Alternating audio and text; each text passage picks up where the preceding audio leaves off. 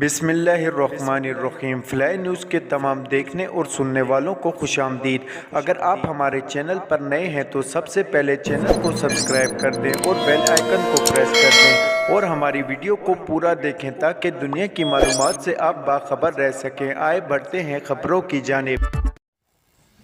قومی اسمبلی میں غزہ میں اسرائیل بربریت کی مذمت کی قرارداد متفقہ طور پر منظور کر لی گئی۔ قرارداد کے متن میں کہا گیا ہے کہ ایوان فلسطین میں اسرائیلی جرائم کی مذمت کرتا ہے، غزہ میں سیر فائز کے لیے حکمت عملی برادری پر زور دے۔ قومی اسمبلی کے اجلاس میں اسلاموفوبیا کے خلاف جنگ کے عالمی دن کے موقع پر غزہ میں صہیونی فوج اور اسرائیلی بربریت کا نشانہ بن کر شہید ہونے والے مسلمانوں کے لیے فاتح خوانی بھی کی گئی۔ اس سے قبل قومی اسمبلی کا اجلاس شروع ہوا تو اسپیکر سردار ایاز صادق نے مخصوص نشستوں پر رکن اسمبلی منتخب ہونے والے 6 ارکان سے حلف لیا۔ پاکستان اور آئی ایم ایف مشن کے درمیان قرض کی اگلی قسط کے لیے مذاکرات آج بھی جاری رہیں گے۔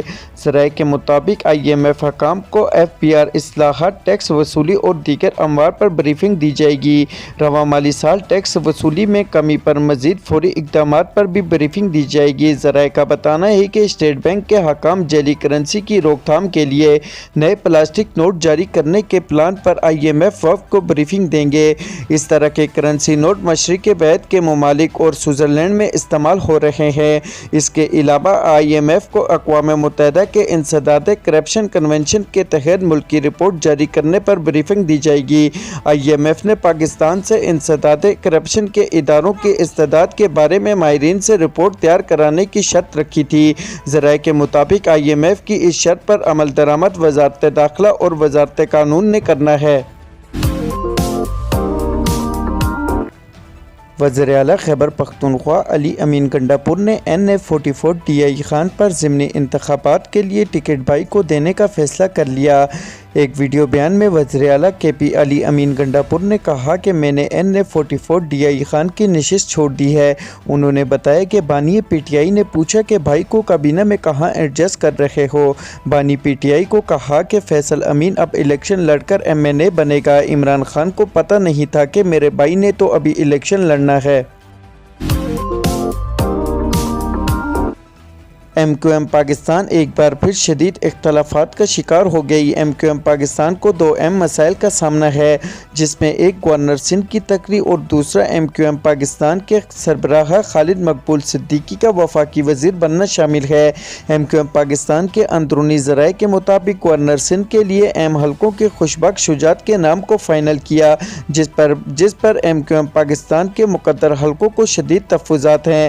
MQM کے مقرر حلقوں کا کہنا ہے کہ گورنر کے نام کے لیے ان سے کوئی رائے نہیں لی گئی، جبکہ خوشبخت شجاعت کافی عرصے سے غیر فعال ہیں اور پارٹی کے لیے ان کی کوئی گراں خدمات بھی نہیں۔ MQM پاکستان میں اندرونی اختلافات اس وقت شدید ہوئے جب MQM پاکستان کی ایڈمامک کمپنی کے سربراہ ڈاکٹر خالد مقبول صدیقی نے وفاقی وزیر کا حلف اٹھایا۔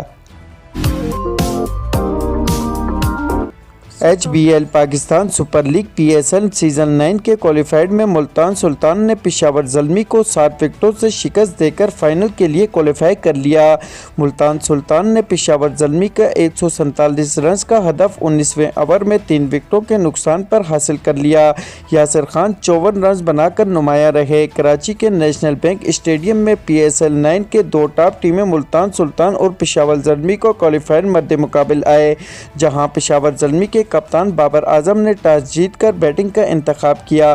ملتان سلطان کی ٹیم میں ایک تبدیلی کی گئی، طیب طاہر کی جگہ خوشدل شاہ کو ٹیم میں شامل کیا گیا، جبکہ پشاور زلمی کی ٹیم میں 2 تبدیلی کی گئی، نوریر الحق اور ایمل خان کی جگہ پال پاوڑ اور سلمان ارشاد کو ٹیم کا حصہ بنایا گیا۔